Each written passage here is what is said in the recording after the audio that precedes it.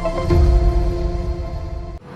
friends, welcome to Annam's Recipes. இன்னைக்கு லக்ஷ்மி குபேர பூஜை எப்படி செய்யறதுங்கிறத பார்ப்போம். நான் ஏற்கனவே போட்டிருக்கேன்.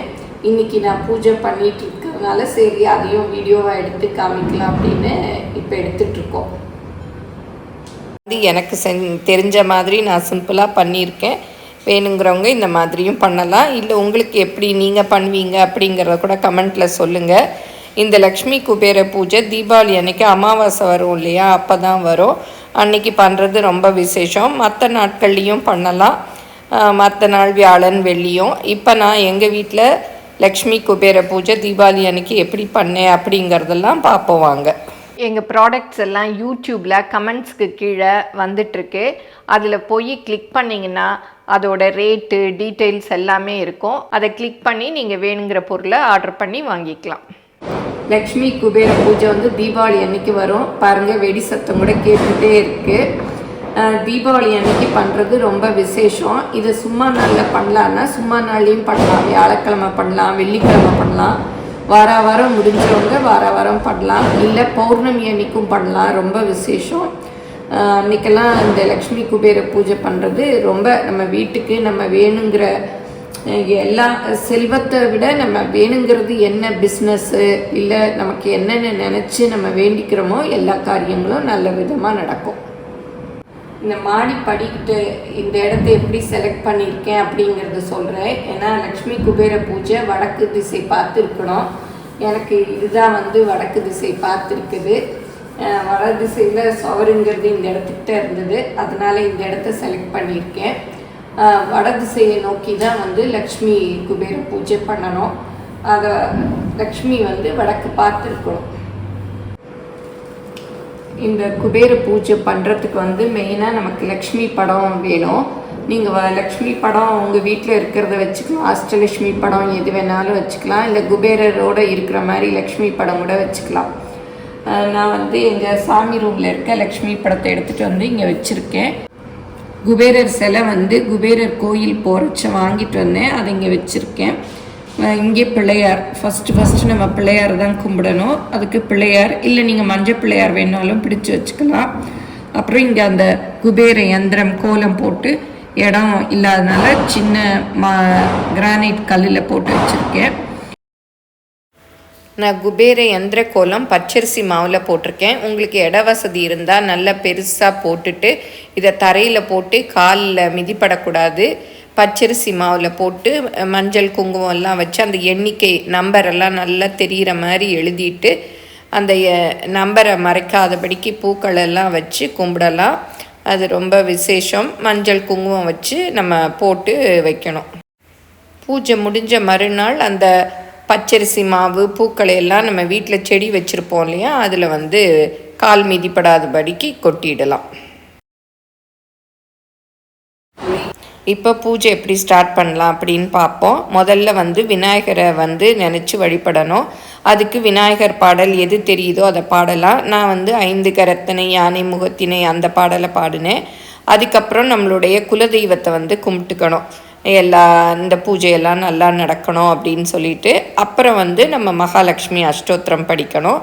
மகாலட்சுமி அஷ்டோத்திரம்னாலும் படிக்கலாம், இல்லை மகாலட்சுமி பாடல்கள் உங்களுக்கு என்ன தெரியுமோ அதையும் பாடலாம், இல்லை கனகதாரா சோஸ்திரம் தெரியும்னாலும் அதையும் நீங்கள் வந்து பாடலாம்.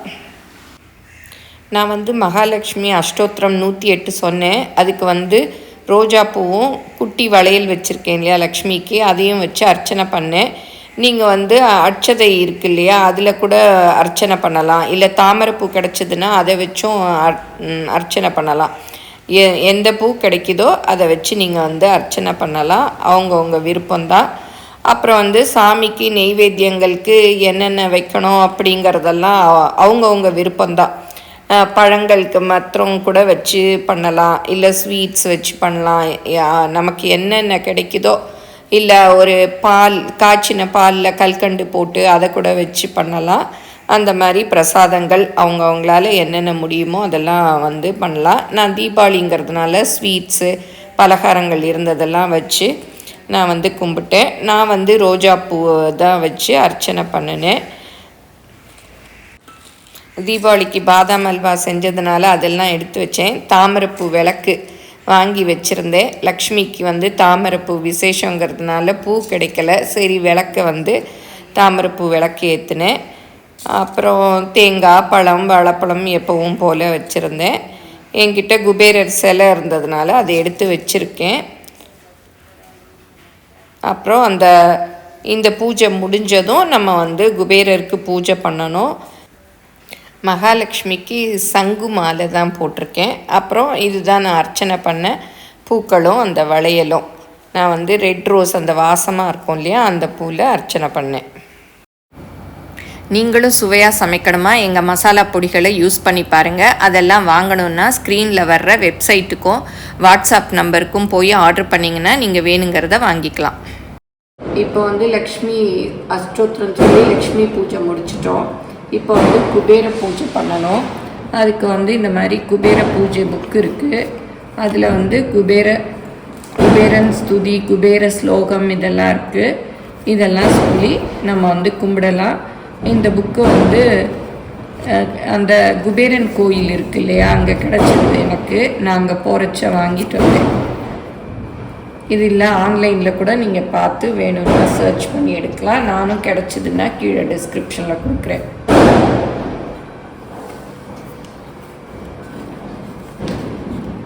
குபேரன் போற்றி, அழகாபுரி அரசே போற்றி, ஆனந்தம் தரும் அருளே போற்றி, இன்பவளம் அளிப்பாய் போற்றி, ஈடே போற்றி.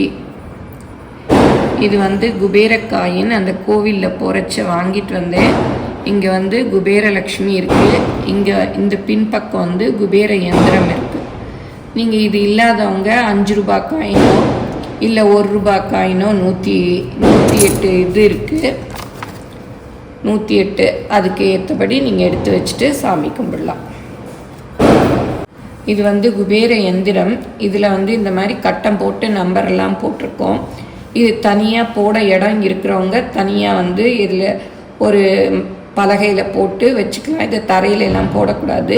நான் வந்து இங்கே இந்த கிரானைட் கல்லில் இடம் இல்லாததுனால போட்டு இதில் பூ வச்சுருக்கேன். அது தனியாக கூட நான் இந்த கோலம் போட்டு காமிச்சிருக்கேன், இந்த குபேர யந்திரம். அதோட லிங்க்கு கூட கீழே டிஸ்கிரிப்ஷனில் கொடுக்குறேன், பார்த்துக்கங்க. குபேரருக்கு வந்து இந்த மாதிரி காசு சத்தம் தான் ரொம்ப பிடிக்கும். அதனால நம்ம இந்த பூஜைக்கு இதை எடுத்து போடுறச்ச இந்த மாதிரி சவுண்டு வர்ற மாதிரி செஞ்சு எடுத்து ஒரு காயினாக போடணும். சூர்பனகா சகோதரனை போற்றி, செந்தாமரை சிறுவனை போற்றி, செல்வவளம் அளிப்பவனை போற்றி, செம்மையான வாழ்வழிப்பாய் போற்றி, சொர்ணவளம் அளிப்பவனை போற்றி, சொக்கநாத சிறுவனை போற்றி. இது வந்து குபேர குடுவைன்னு சொல்லுவாங்க. பச்சை கலரில் இருக்கும். நான் அர்ச்சனை பண்ண காசெல்லாம் இந்த பானையில் தான் போட்டு வச்சுருக்கேன். இதை போட்டு சாமி முன்னாடி நம்ம வச்சுருப்போம் இல்லையா, அங்கே வச்சுக்கலாம். எப்போவுமே வச்சு கும்பிட்டுக்கலாம். இந்த மாதிரி தான் நான் வந்து குபேர பூஜை பண்ணேன். நீங்கள் வந்து எப்படியெல்லாம் குபேர பூஜை பண்ணுவீங்க அப்படிங்கிறதெல்லாம் சொல்லுங்கள். இந்த குபேர பூஜையை வாரம் வியாழக்கிழமை சாயந்தரம் 6 மணிலேருந்து 7 மணிக்குள்ளே பண்ணலாம். ரொம்ப விசேஷம். வெள்ளிக்கிழமையும் பண்ணலாம்.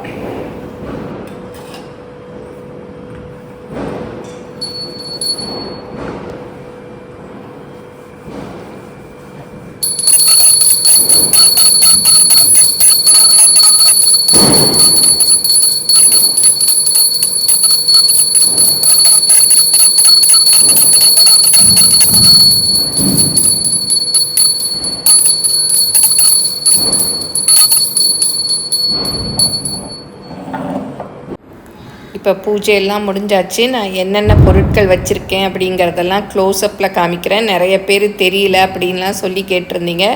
க்ளோஸ்அப்பில் காமிங்க அப்படின்னு சொல்லிட்டு, அதனால் பூஜை முடிஞ்சதும் எல்லாத்தையும் வந்து க்ளோஸ்அப்பில் காமிக்கிறேன்.